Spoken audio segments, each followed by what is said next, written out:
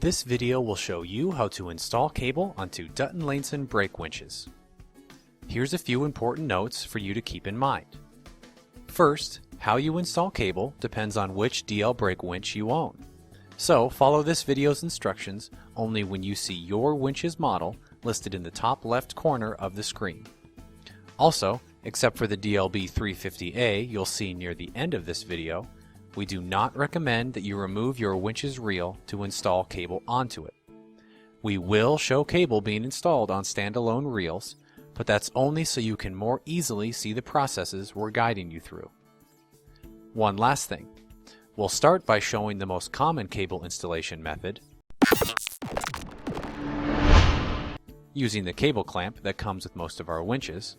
Then you'll see a few variations of it necessary on our higher capacity brake winches, and we'll finish by guiding you through a couple of unique wrap methods. So, if your winch is included in the model list to the left, rotate your winch's reel so its oblong shaped slots are up. Use a pair of pliers to put a kink close to 2 inches from the end of your cable.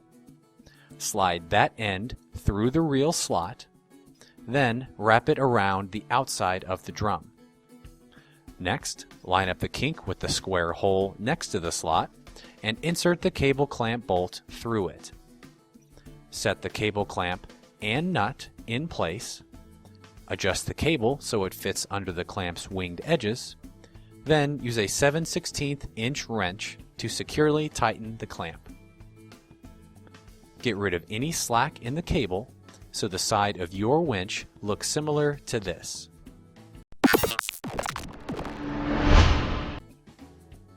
Finally, tightly grip the cable while you wind it in even layers coming off the top of the reel.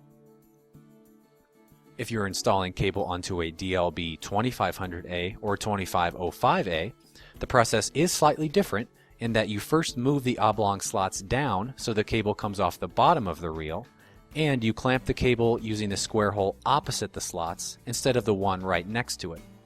But the rest of the installation process involving the clamp is the same. If you own one of these winches, wrap the cable around the top of the inside of the drum once, then slip it through the reel's round hole and use the cable clamp through the square hole as always. On a B3500 brake winch, wrap the cable under the bottom of the inside of the drum, through the round hole to the right of the square hole, then secure the cable using the clamp and square hole as normal. We'll now go over a couple of winches that require you to wrap the cable onto the drum instead of using a clamp. Because of its small size, the DLB 350A is the one brake winch where we recommend that you remove the reel before installing cable onto it. To do this, get 2 half-inch wrenches to loosen and remove the nut and bolt holding the reel in place. Pull the reel out from the winch, then position it so its oblong slots are up. Put your cable through the slot, into the bottom left hole towards the center of the reel, back out of the bottom right hole towards the outside of the reel, then slip its end underneath the first loop. Remove any slack from the knot you just created, then this area should look like this. Ensure that the end of the cable is contained within the reel and not hanging off the edge of it. Then you can reinstall the reel onto the winch and wind your cable onto it. Last but not least, to install cable onto our B4010A winch with a split reel, simply slide the cable through the slot in the center plate and feed each side with the length of cable you need. Wrap one end around the outside plate, then wind all of the cable onto the winch by engaging its loop drive.